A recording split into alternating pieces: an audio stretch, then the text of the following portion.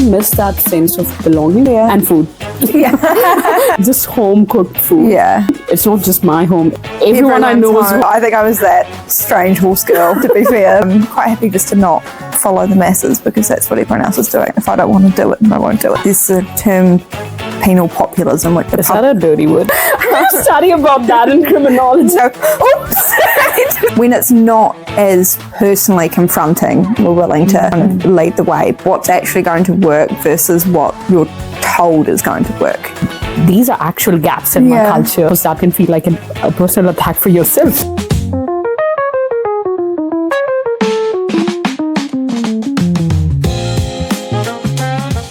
Do you want to do that intro thing? Okay. His notes I prepared earlier. No, we will try and remember. So I tried to gather pieces of our various eclectic conversations, but I think you've been in NZ for 12 years now. Yes. And I know you started off as like a physio and then moved into immigration, and now you're in at MB, which is like quite a cool trajectory of change and different avenues, which I find quite interesting. I don't know if I was living with you from the last. How long have you lived here now? Like maybe a couple months and a half. Yeah, month and a half. Yeah. I don't know. You've just got like a really cool kind of infectious energy that you bring to the flat, which is nice. Very eclectic taste in music, which is fantastic. And yeah, I don't know. It's just a very nice, wholesome, relaxed, but uplifting vibe. Yeah, that's sweet. I think if I have to introduce you, you have been in Wellington on and off for the last few years. I mean, I wasn't sure how many years, but I was like, is it three-ish years on and off, 3-4 years? Kind of, yeah. I think this is my third actual year. Yeah. So that's your connection to Wellington, and then I think of your study, like you study in Wellington as well. Were you in Wanganui? Yes. Yeah, and that's where your family is right now. And, also you have strong roots in Rotorua. And yeah, that's, you do like traveling. You like meeting people, but also you like your own space at the same time. So yeah, that's how I would introduce you to start with. I think that sums me up pretty well. Yeah. I've learned that you really like travel, which is something that I think we both kind of share, which is quite interesting. Yeah. And you've been to, I found it quite interesting when you were talking about going to, was it Peru and then Brazil and then with Carnival and everything, and how it was the very different vibes and kind of what you felt more at home with, which was, it was quite interesting how within different places there's so many different experiences. Yeah. I've always enjoyed traveling, but only in the last few years have I been able to explore a little bit more, like going to different countries and exploring different cultures more. Because when I moved to New Zealand, every time I had to travel, I would only just go back home to India, because I'm like, I miss my family. I just want to go back home. So I'd like save up all my leave, save up all my money, and then just go back home. To India. I'm like, I just want to see my family. So that went on for quite a few years. But then I'm like, I'm here. I can just go to other places as well. That would mean that I don't get to see my family that particular year when I'm traveling to other countries. But I'm like, maybe that's a price I have to pay. That's what adulting looks like.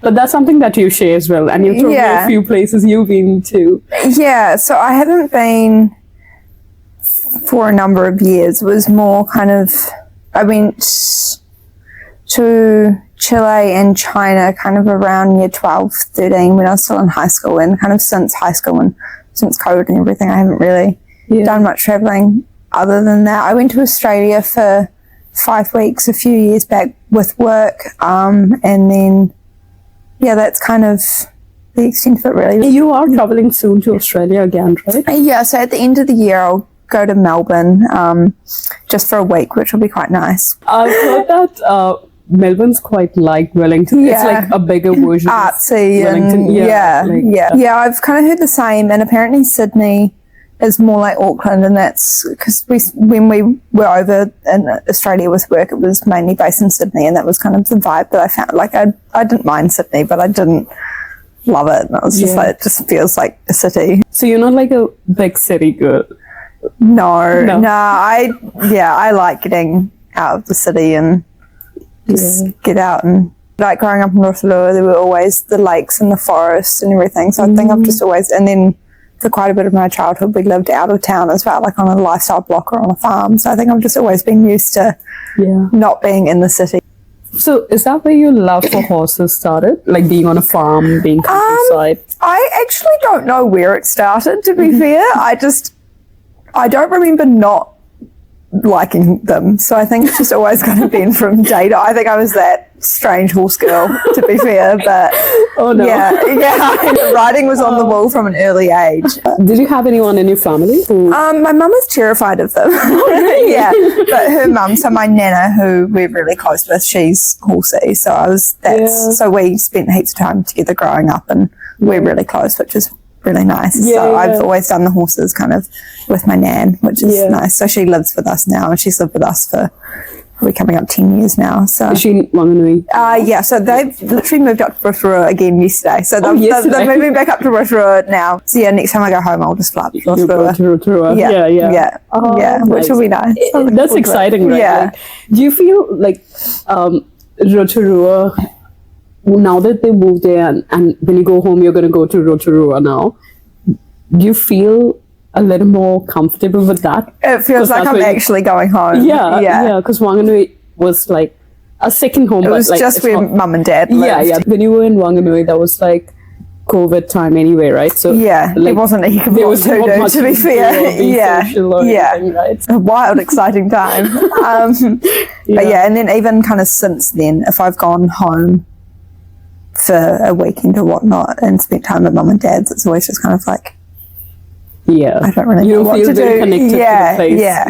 yeah. It's strange how like we attach this feeling of comfort and home with certain places, and we sometimes never feel like we belong in a certain area. place. Yeah. That kind of links me into one of the questions that I had for you. What is one of the things you miss most from home? I think like I miss. That's amazing that we just talked about it. Yeah. Because I miss the sense of belonging. Yeah. Because when I was thinking about it the other day, and I was like, what is it? Like, why that pull? You know, I've been away for so long. I'm independent. I have my own life here. You know, all of those kind of things. But what is it that keeps me like, keeps pulling me there?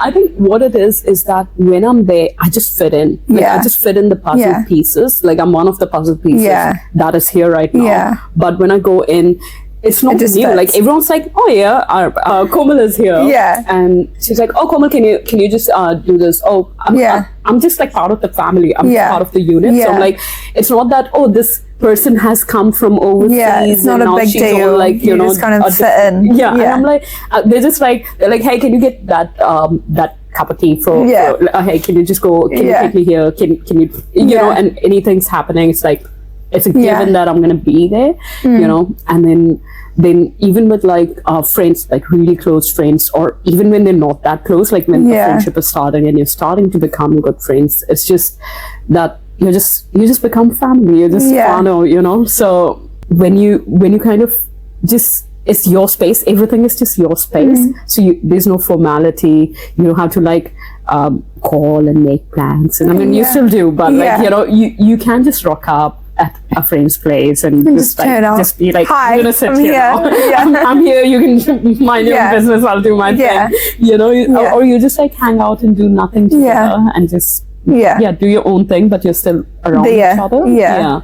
So I would say a sense of belonging is what I miss the most about home. And food. And food. All the street food. you know. What would be like, that was like a less serious question I was going to end with, but I was like, let's just throw it in now. Yeah. Like, what would be like the food that you miss the most from home that's just not the same here? Because I feel like none of the food would really do it justice here. Oh yeah, absolutely. So right.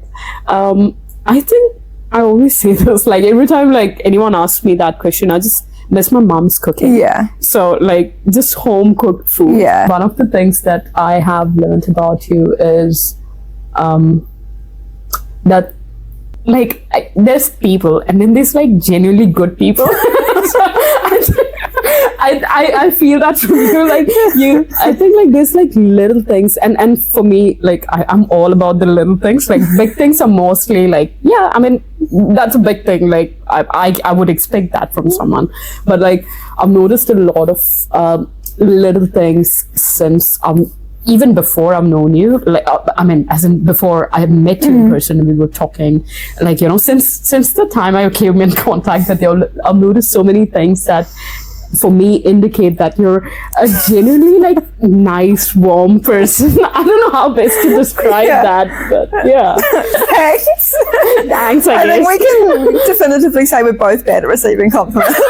I mean, I just always feel like I need to help people. So yeah, I don't really see it as, it's definitely not something that I do to be noticed or like to be thanked. I'm just like, that's just what you should do. Yeah, and I totally see that, and I think that is why I think you're a genuinely good, like, warm person, is because like you don't do it because like I have seen people who do it, and I mean not to like you know be like, oh, Call them out. people. Like, yeah, no, it's not that Fake person. yeah, you're fake. I think like it's that you don't think about it, and it's not like a trained behavior. Like, you know, there's like people who are like, okay, I'm supposed to do it. It's like you sense a bit of that I don't know, compulsion underneath, you know, like that. And I'm like, from you're just like, you just do it. Like, you're like, that's just how it is. Yeah. Like, you know, that's just who you are as a person. I think I've learned that you're also like, you have this like this nice type, like, you know, serious side of you, and then you have this like silly, funny and awkward side to you. You are just like, you're just funny alone. Like, you don't need it. You know what I mean? You're just funny on your own. And even if no one's watching, I keep myself amused far too easily. That's like, even Kate was saying the other day, apparently I was in my room and I must have like knocked something over. I'm so clumsy, and so I kept knocking things over, and so she was like, in the space of about 10 minutes you were just like bumbling around your room, and then I just hear you go, oops, and you just carry on, and then a few minutes later, oops. It's like, I don't even realise I'm doing it. It's just like, it's just a running commentary of like the mistakes you're making. I can totally see you doing that. Like, I don't even realise how much I say it, but it's just like go-to. It's just like, and you say it in like such a cute, innocent way. Like, even if something quite bad goes wrong, you're just like, oops. That reminds me of that incident that you were telling me about the other day. Oh God. I'm scared. It's like, I don't know, like, you were like stumbling and like there's this and that went on for a while. And why could you just not stop? You just kept stumbling. Tell me about that. And I was walking down the hill back from the gym, and then I must have stepped in like a pothole or something, but to be fair, I could have just stepped on normal ground, and I just rolled my ankle and stumbled. But I didn't like fully fall over. I kind of stumbled, so then I needed to like go a bit faster to keep my feet, but then I still couldn't get my feet under me. So at this point I'm like bent in half with my head really close to the ground, still legs going everywhere, stumbling, just running down this hill with I probably look like lame ostrich or something. I don't know what, but I was so uncoordinated and just running down this hill, and then there was this car coming up the hill towards me, and I'm like with my head down making eye contact with this guy that's driving, and he's come to a complete stop because I think he thinks I'm about to run in front of his car and get run over. And then I eventually managed to right myself, by which point I'm probably only like less than 10 meters away from the car. So then he like, I get up and I kind of like straighten myself off, and then I didn't know what to do, so I just like gave him a thumbs up and just carried on walking. Just great, never been better. The ostrich walk, I'm fine. Yeah. There were legs going everywhere, and then it was just that's also a stereotypical me move. Is if I don't know what else to do, I'm just thumbs up. So the thumbs up. Yeah, that's how we concluded that little event. That pretty much just sums up me walking through life, well, stumbling through life. Stumbling through life. I think that's quite prophetic. Yeah, not a very flattering description, but a very accurate one. I think it's just real. This is all about being real, right? So it's just you. I mean, part of you, not all of you, but yeah. No, I don't think I've got it in me to be fake graceful. So we just, what you see is what you get. So do you have like moments of like being graceful and like do you because I mean you're young, like you would go to these parties, right? Like not if I can avoid it. If you can't avoid it, and if you are going to a party where like you have to be like all dressed up and graceful, or even like in family parties or gatherings, how's that like? I mean, I feel like I'll try and look the part, and then I'll just kind of skirt around the edges and not like I don't know, like I'll still have a good time and stuff, but I'm definitely not like the graceful one that's killing it on the dance floor by any stretch of the imagination. But yeah, coordination is not something I've been inherently blessed with. But that's okay. We know our limits. But no, like I still go and have a good time. But it's just, I don't ever really see myself as, how like most friend groups have got like the kind of central person and everyone kind of radiates from that.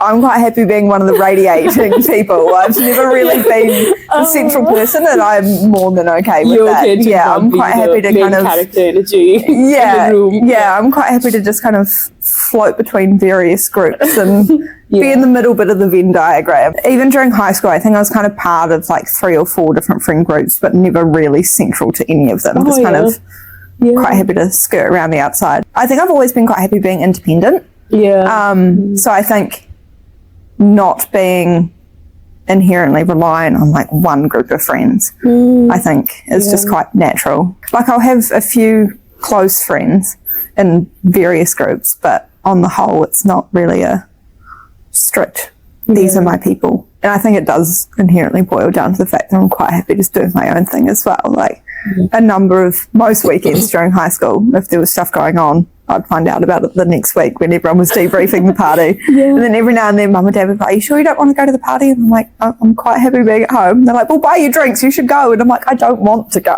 So I think I've just always been quite happy. I'm not a sheep by any means. I'm quite happy just to not follow the masses because that's what everyone else is doing. I'm like, if I don't want to do it, then I won't do it. That's like your secret like rebellion, but like in a nice way. In a very subtle way. Non-disruptive way. Like, I'm just not going to follow your stereotypes or social norms. It's but like in my own stubborn kind of. But like not in a bad way, right? Like it's quite can't like, rock the boat too much. Can't be too rebellious. So we'll just do it in a very subtle way. But I think that's also another thing that I've learned about you. That's my third thing. I mean, I have so many things, but like I think that's one thing that you're saying is you have been like in a lot of conversations that we've had before, like see where this is going. No, like it's just I'm just saying that I've noticed that is also who you are, is that you don't worry about fitting in certain norms or social stereotypes or whatever. Like there might be some underlying like social conditioning, and that's a whole different topic that we've talked about, but like you don't care about that fitting in or being like everyone or following the social norms. And that's like in the way you are with your whole vibe and aesthetic that we that we've talked about so many times. But also like growing up, you were telling me a bit about like how you were quite different to your sibling, and you had your own ways, and you're like, I'm quite happy being myself. Just because everyone's partying, I don't have to party. Just because everyone's getting into a relationship, or I don't need that right now. So I'm gonna do what I feel is right for me right now, and I think that's such a power move. And that's a boss bitch attitude, honestly. And I'm like, I love that about you, because you don't show it off. Like, you're not like talking all about it. It's like, I'm gonna break this and I'm doing it. Like, you don't speak about it. Yeah, I don't see it in that way at all. You don't see it in that way, but I think that's what it comes for me, how I see it as. And I'm like, that's amazing. And it can be as simple as that. It's like, I'm okay. Like, I just want to do my own thing, and I'm happy doing that. So you don't care. And especially like, in like early 20s, like late teenagers, early 20s up to mid 20s, like that is a very normal thing for people to do, is to try and fit in and try and be part of the cool kids and cool groups, and like you don't really care. And I think that I love that about you, is that it's so simple for you, and you're just clear about that. Yeah, it's really interesting hearing you frame it in that way, because I don't see it as like a kind of strong boss bitch way. I almost see it as like a cop out. Really? So, yeah, Tell me more. I don't know. I just think I don't see it as a sign of strength. I see it definitely as a sign of like lacking bravery. What makes you see it that way?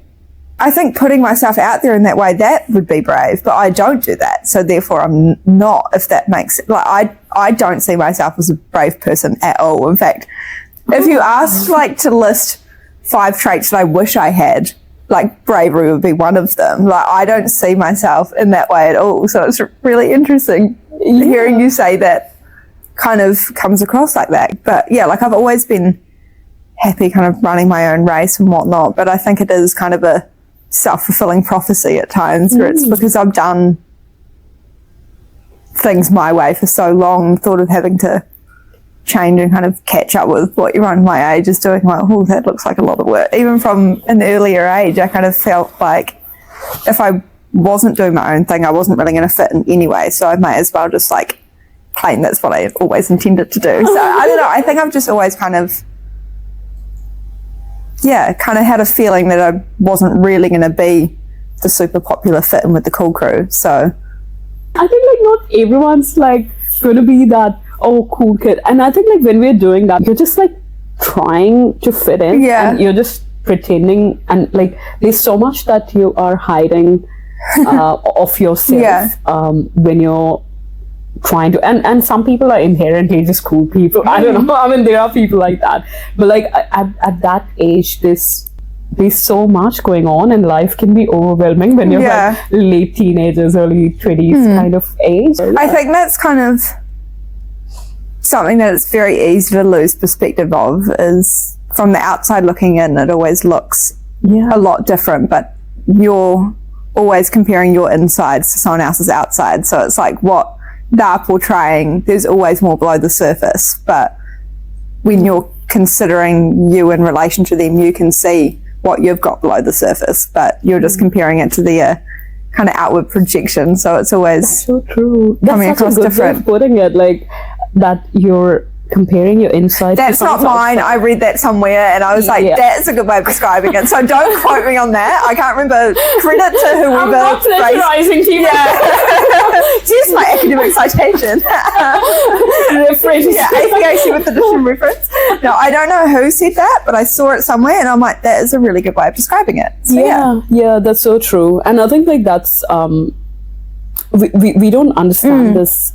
At least not at that age, right? There's always more going on. Much going on. But it's so much easier. And I think that's, like you say, at that age, it's very easy to kind of be, your world is you and you only. So it's like, you know that you've got all this other stuff going on, but no one else has. So it's, Yeah, and we don't see that, right? Like we because we don't talk about it. we don't talk about it, and I think that's something that I had like as one of the themes for us to talk about as well, is like cultures, like how the culture sort of shapes our personality and our views and our different perspectives. Like for you coming from a Kiwi culture and for me coming as an immigrant and then seeing the Kiwi culture from that whole different perspective, how different it is, and then having more perspective of the Indian culture for me.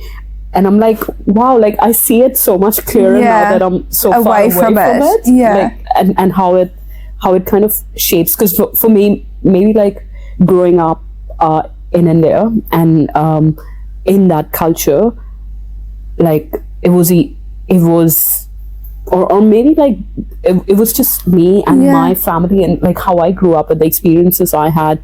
It was easier for me to hide it, like, you know, by either being loud, either being a rebel, either like, you know, doing like acting out, whatever, and hiding my real emotion, what was actually going on. And maybe that's what I learned growing up, that's what the you do. safe way to do it.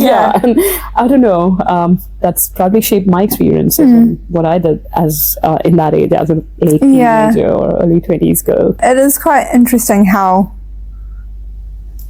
and like the same like upbringing and everything can shape people in very different ways. It is, because I think like I think about this even for like within the same family. Like I had like I have a whole different personality. My brother, who's older than me, same family but like different, a different time, but he's got a whole different personality. So for him, he grew up different, like his ways of dealing with emotions or whatever is totally different to me.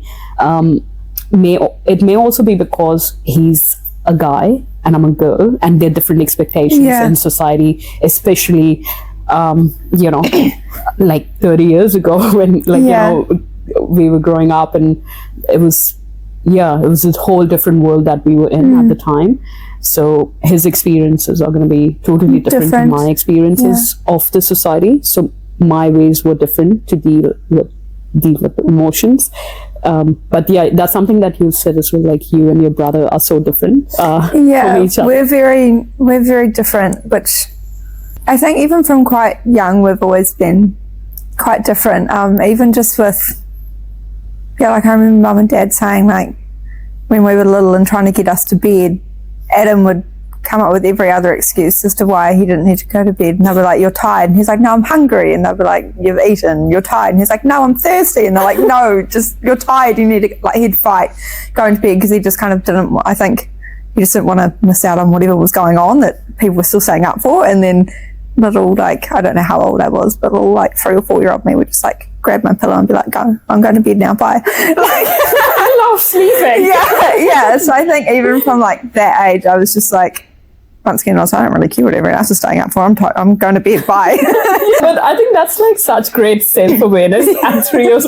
I'm like, I'm tired. Like, Peace out. I'm gone. No, she's tired. Right? Like, she'd just be like, no, I want to do this. I mean, I can understand you. I can relate more to your brother. That's more normal. Because that was also another thing that I had on my list, because I remember you saying previously that I remind you a lot of your sister, which is quite interesting. Yeah.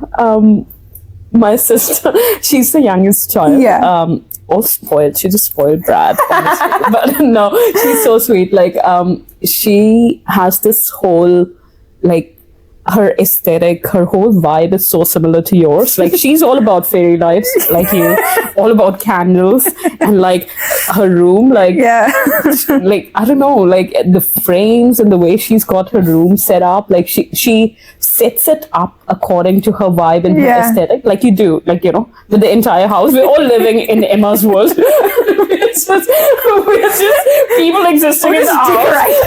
Emma just like takes care of the aesthetic and the vibe. A She's nest. like, I'll set it all up for you guys. And you can just enjoy and relax in the fade. I mean, you're welcome to change things and add things, but I was like, it's very bare. I feel like I need to nest.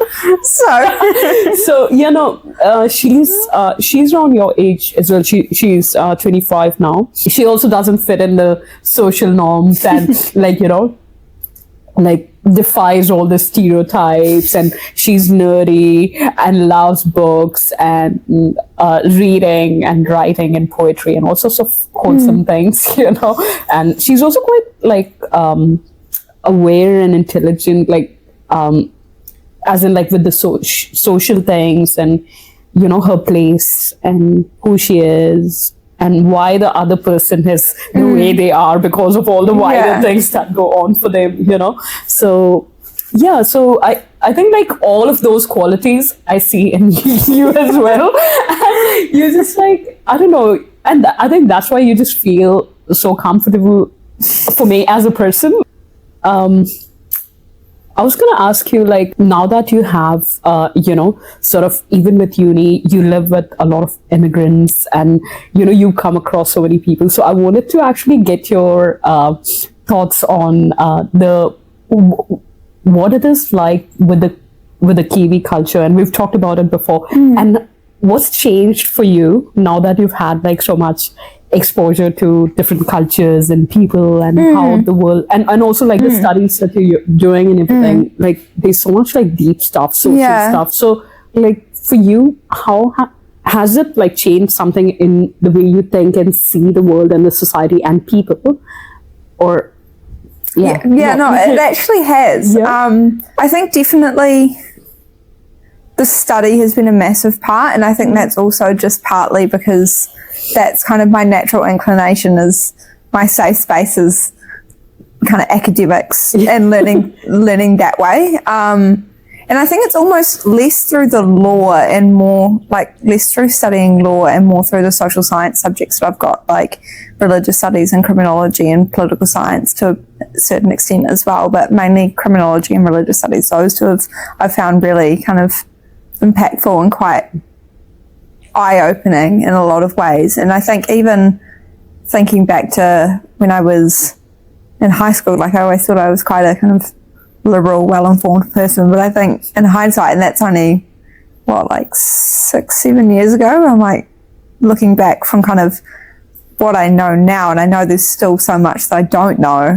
and like the opinions that I've got now, I think thinking back then, they have changed so much, and I think that just comes from being better informed as to what's actually going on in the world. And I think that kind of, like you were saying, has kind of opened my eyes to Kiwi culture, in that there's so much more knowledge out there that just the vast majority of people just don't know. And I think that's what I find quite frustrating with certain things, is that there'll be kind of the popular mainstream opinion that's quite like, there'll be media buzzwords and like it might be politically convenient, and you're like, okay, but none of the evidence actually suggests that that's going to work.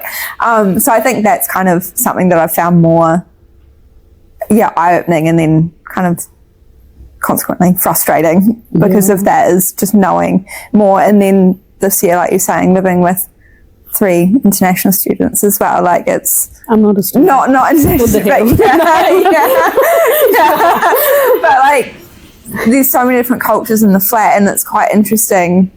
I remember I was having a conversation with you and Jenna, and just the different perspectives that we were all kind of bringing was quite interesting, of the similarities between your culture and hers, but then there were still differences between them, but then the like really stark differences between both of those cultures in New Zealand was quite interesting, because I've only ever lived here. This is kind of all I know, so it kind of takes an objective outside perspective to kind of shine the light on, like you were saying, how resistant to change we seem to be. And we're a very kind of don't rock the boat, just slow progression. We're not going to do anything too radical, and even when we do radical things, it's like they're actually not that massive. But yeah, I think as a whole the country is quite kind of steadfast in its ways at times, which can be a bit frustrating. Such a politically correct statement to make. But yeah, I think that is one thing that I've really, really enjoyed about university. And then especially since getting into the later years of my degree, where a lot of the like research assignments are very open-ended questions. So it's like you can really take it in any avenue that you want. So I've found that really interesting, being able to really kind of find a more niche area that you care about and actually really digging into it rather than just having to. Whereas at high school and NTA, everything is very prescriptive, which I guess they kind of have to do because they're trying to moderate thousands of students across the entire country. So there's not much room for creative, original thought. But yeah, at university, it's something that they really encourage and really challenge. And I think that's one of the benefits of, I guess, tertiary education. But it's being able to dive into that. And I think that's the nerd brain of me coming out. But it's something that I really enjoy and have really kind of, yeah, it's been eye-opening. Good. Yeah. So I have like a couple of follow-up questions actually from that. From that little spiel. Yeah, but that was amazing. Thank you for sharing that. And also, thank you for being so open about it, because also like culture is part of an identity, right? Like, so that would be the same for you, because Kiwi culture is your culture. That's what you've known and grown up with. So that's a strong part of your identity and always will be. But also then identifying that, yeah, there are no culture is perfect, right? Like, and I include mine in that as well. But also acknowledging that, because that can feel so threatening to acknowledge that, oh, these are actual gaps in my culture and or the society that I grew up in, because that can feel like a personal attack for yourself, like, you know. So thank you for being so open and honest about it. That was really good to hear. But my follow-up question is that you mentioned, like, you know, there were certain things that changed drastically for you, how you thought about or how you perceived certain things. And now with uni, you know, connecting with international people, immigrants, or should I say expats? But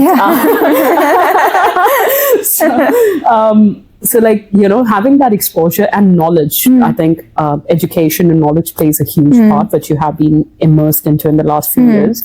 What are some of those drastic shifts that you've had? I guess just with, I think the easiest ones to go to would be kind of ones that have like taken criminology, have kind of opened my eyes to just a lot of, like, this term penal populism, which is kind of like in the Is that a dirty word? No, I'm gonna edit this off. No, that makes you rebellious. I'm studying about that in criminology.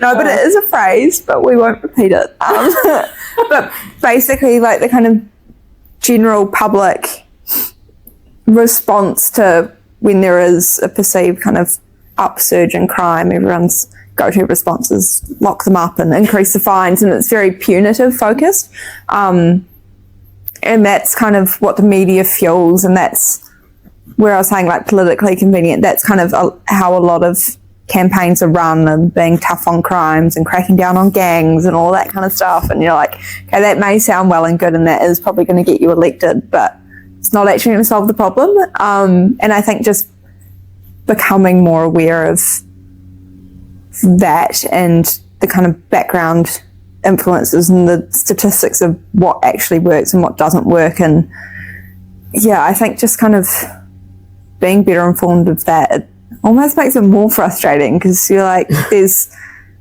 not, like, military boot camps, since when has that ever worked? But like, there's no evidence supporting that at all, yet they keep popping up and then they keep failing, and it's like, well, the writing was on the wall before you even begun. So I think that kind of thing is just being better informed as to what's actually going to work versus what you're told is going to work, type thing. And even then, I'm well aware that there's so much more out there that I'm not aware of. I'm not an expert in any of that, and even regarding military boot camps and those examples. Like there's so much that I acknowledge that I don't know everything there is to know about it, but from what I do know, it is kind of frustrating how that seems to be the standard and the kind of tough on crime responses. Yeah.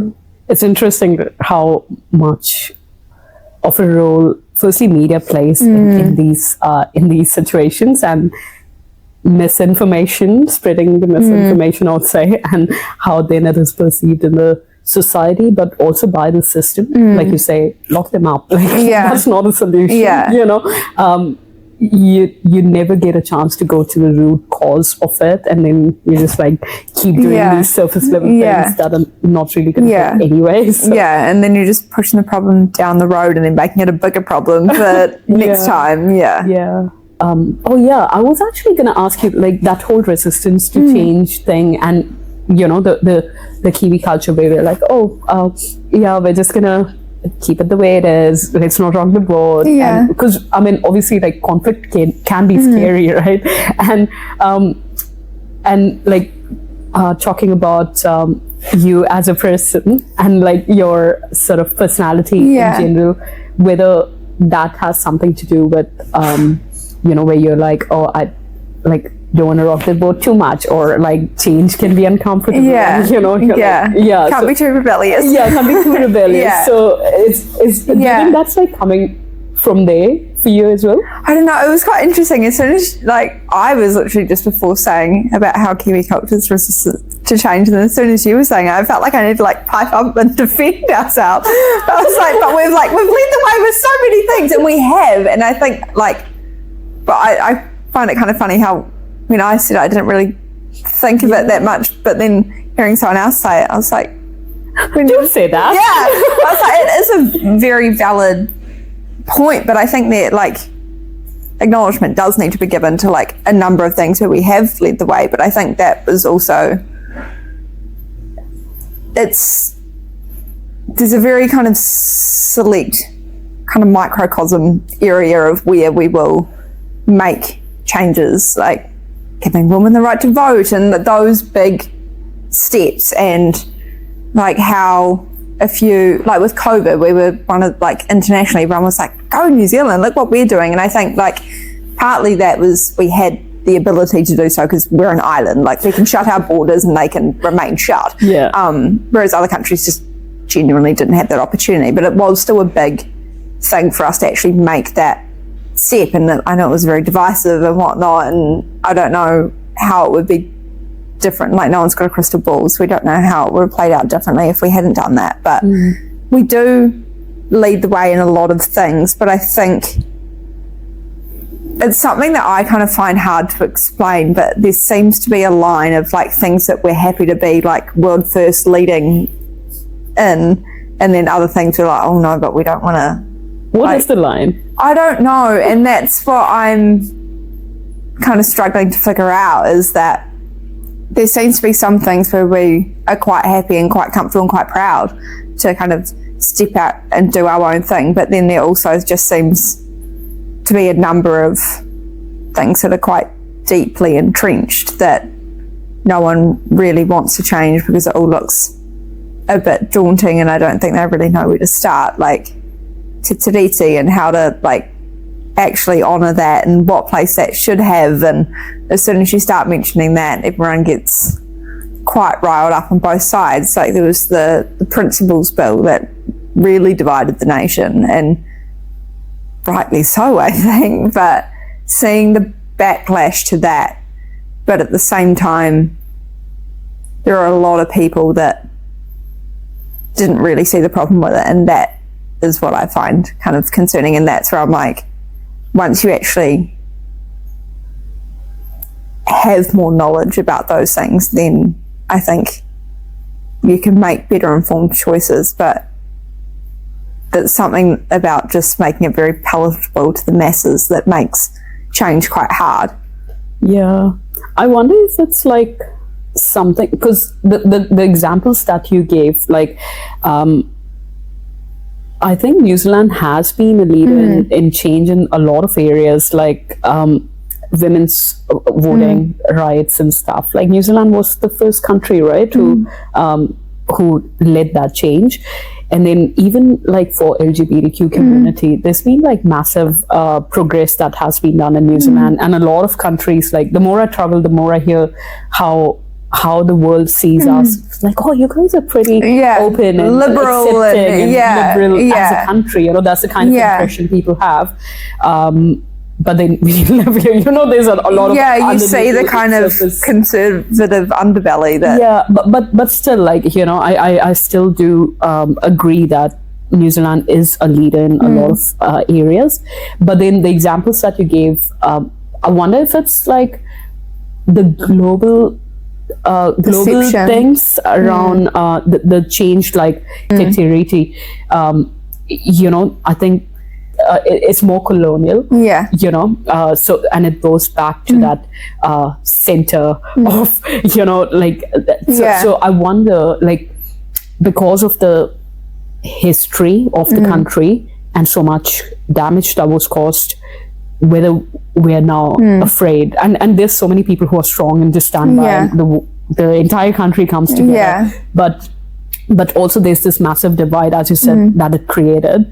And I wonder if those are the kind of things where people are like, oh, let's not like you know, go too far. And maybe that is also like strategically correct, because you don't want to be like in a major conflict. And I think even just the fact that we're 185 years down the track from signing Te Tiriti now, so if we were to go back, and I think that's what the easy kind of not cop-out answer, but the easy alternative is, well, it was 185 years ago, we should just move on. Or, okay, but if we were going to honour it, like, it wouldn't practically work because the land is all used for XYZ type thing. So I think that's where the kind of resistance to change is, because it all just looks a bit too big, a bit too scary, and it's just like, let's not touch that, because there's more.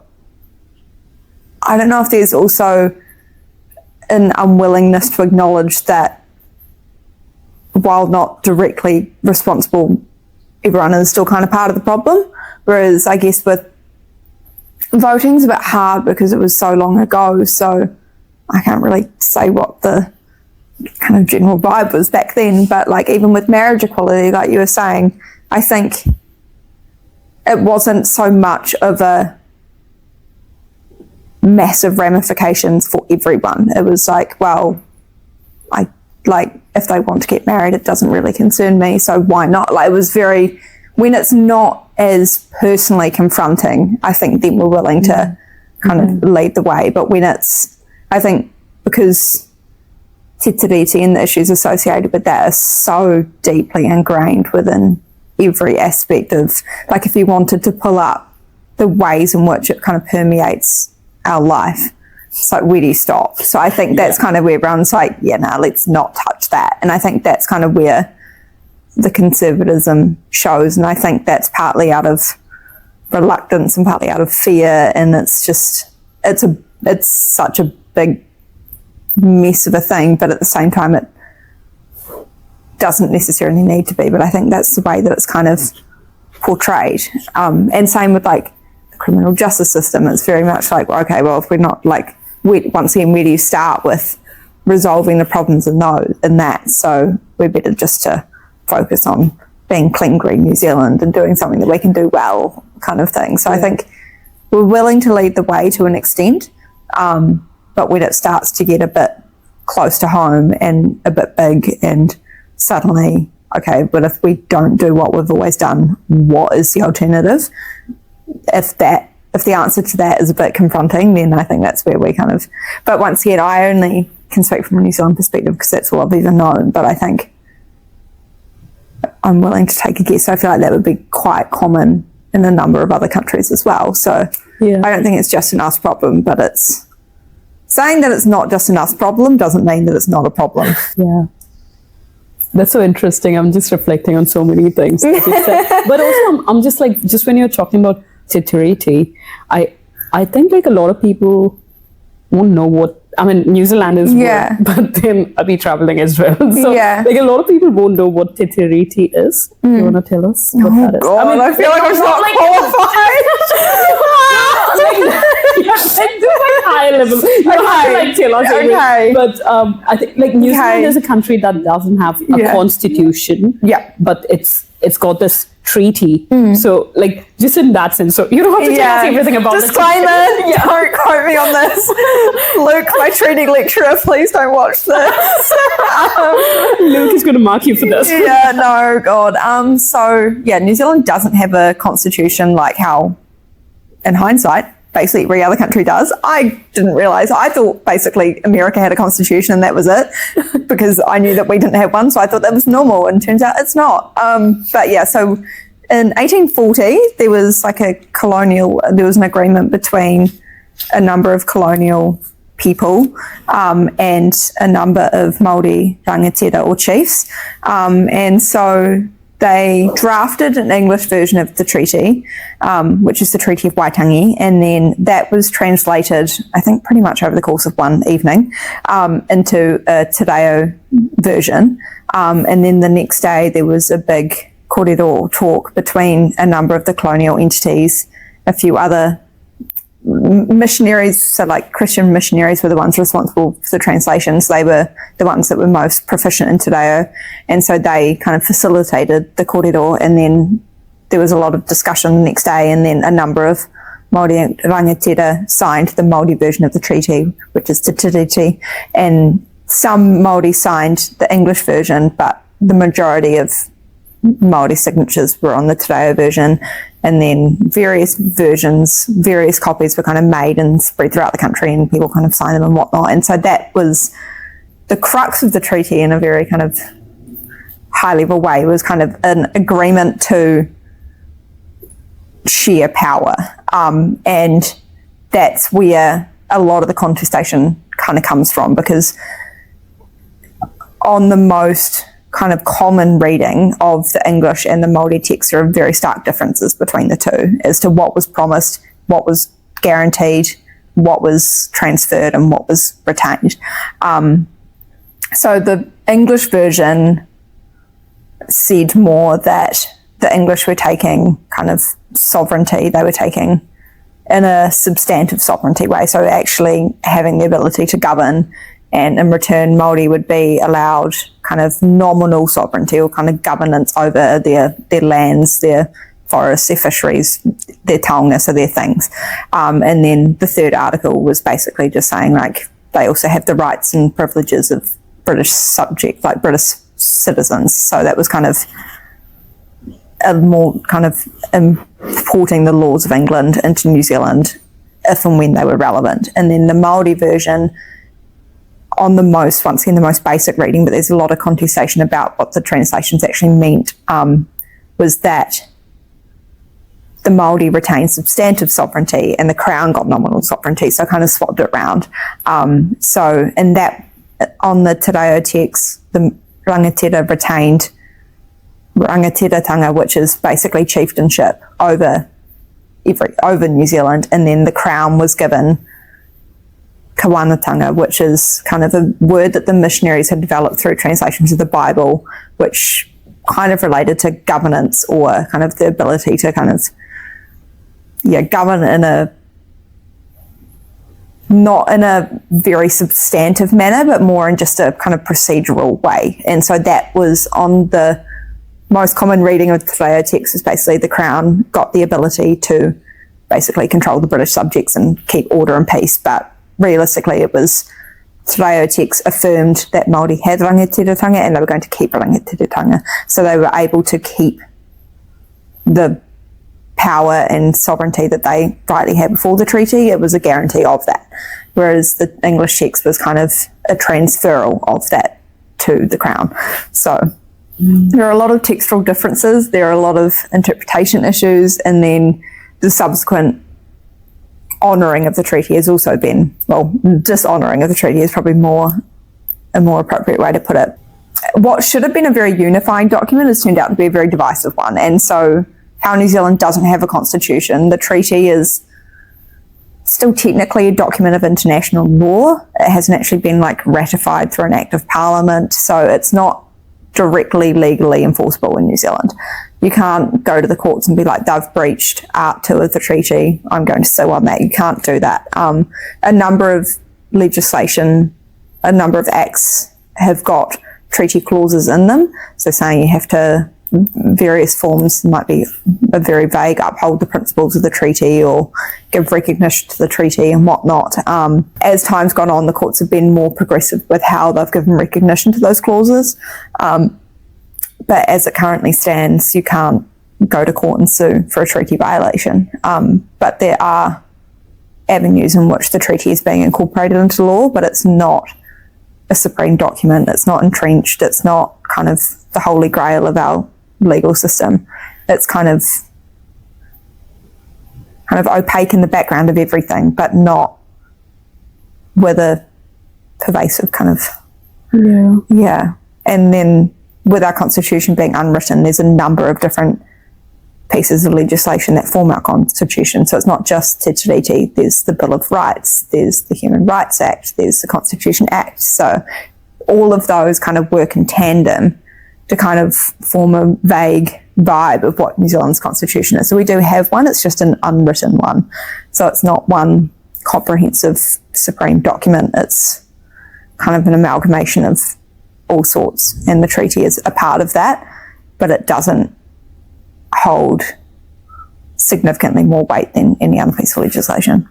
So that's my brief overview of awesome. the treaty. And I don't think you could have explained it in any shorter version, because that is the Te Tiriti, right? Yeah. Like, and this is such a good or a bad example of lost in translation. You explained it so well, because I was going to be like, okay, so if Te Tiriti is in the constitution, you can't hold that in the code of law. What is? But then you already mentioned the other pieces as well. So I'm like, you covered everything that needed to, like, what is Te Tiriti? Yeah, So 5-minute summary. Yeah. I think there's one other question I hadn't gotten around to asking you, which is like how you've done a number of kind of sharp changes from like physio to then immigrate. And so I kind of, as someone, like for me personally, I'm like, wow, that looks really risky. But for you, like that kind of rebellious go against the grain, that is quite on brand for you. And so I was just kind of wondering how you know, or if you know when is the right time to kind of, I think for me, again, going back to the culture that I grew up in, at the time when I was looking for what course I want to go into, it was you either become a doctor, an engineer, or like, you know, a lawyer. And especially like with women, like for girls, like they would either become a doctor or a teacher or a nurse, and you know, those kind of, there were caring professions. Caring professions. So that was initially for me with physio. So when I did physiotherapy, when I started doing that, like I don't think I understood what I was getting into, but very quickly I realized that's not my field and that's not where my heart was, you know. But again, social stuff, social conditioning, I couldn't say that I didn't want to do it anymore, or I didn't feel that I had the permission to just leave, or change my field even. Because once you're in it, you have to do it. And I was like, I'll just figure it out. So I completed it. I completed physio. I moved to New Zealand. I was like, oh, I'll go in sports and exercise, and like that's a little change of field for me.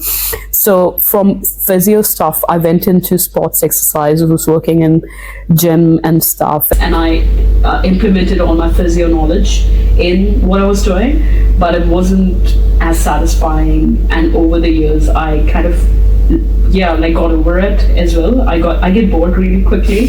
That's one of the reasons. So then and then a lot happened in like my personal life as well, with like losing my dad and you know, all of that. So I was going through a lot internally, and then externally, like all these things were not sitting right. It just wasn't fitting. Yeah, so like there was a lot of stuff going on, and I got to a point where I was like, every day was so hard, like going to work and being in that field and doing something I didn't like. And, it just felt like a punishment at the time. So I was like, I need to stop. So I stopped, took a break, went back to India for like 3 months or so without a plan. I was like, I'm just gonna see how it goes. And I was there. And I was like, I want to be an immigration officer now, because I had like a couple of months between moving cities, and I had worked in a call center, which happened to be an immigration call center, and I, like, me being an immigrant and then having gone through all these visas and the immigration process and all that, then like learning about the other side, where you learn how they process it and what are the instructions and what are the policies, and it kind of felt like a full circle moment for me, because I was like, oh, I'm now looking at the other side. On the other side. Yeah, so it was really exciting for me. But then at the time, I went back to my fitness and physio field, because I was like, but I need to stick to that, and I can't just leave my field, it's not right, So, but those 3 months that I worked in a temporary call center job, what was standing out for me. Yeah. So when I went back to India, I kind of implanted something. Yeah, exactly. And even after that, like 2.5 years, I still went back and worked in my field, but I just wasn't happy. Yeah. And then when I was in India and I had time to just like decompress and just like be myself and relax, that's when this just came to me, and I'm like, I wasn't applying for jobs. I was like, I'll probably go to Canada or something and like start over again and see what life throws at me. But then I applied for 3 locations, immigration officer jobs, and I got it in Hamilton.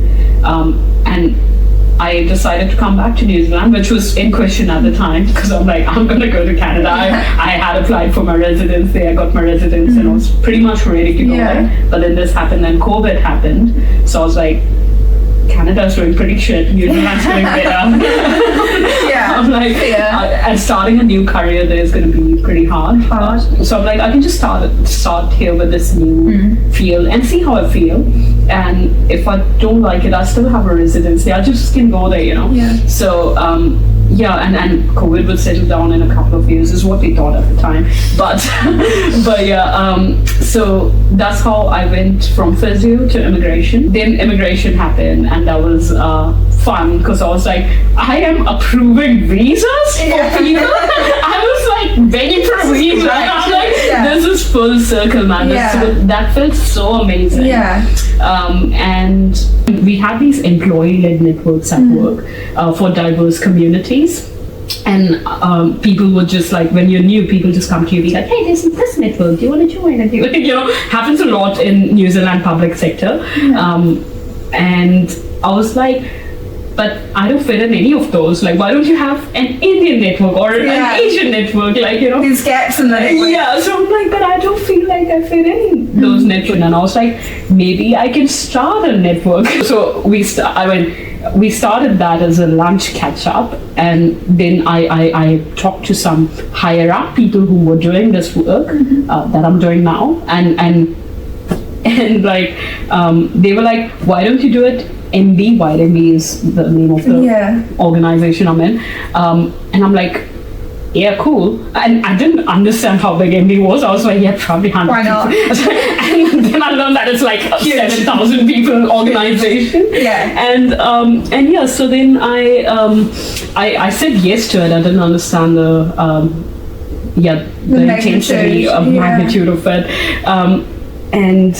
And that's how I got in touch with the diversity, equity, and inclusion team, who was supporting me quite a lot with how the networks work and all of that. So that was my exposure to DEI for the first time. And then while I was working at immigration, because it wasn't that big in Hamilton, which is a small branch, the main stuff was happening in Wellington.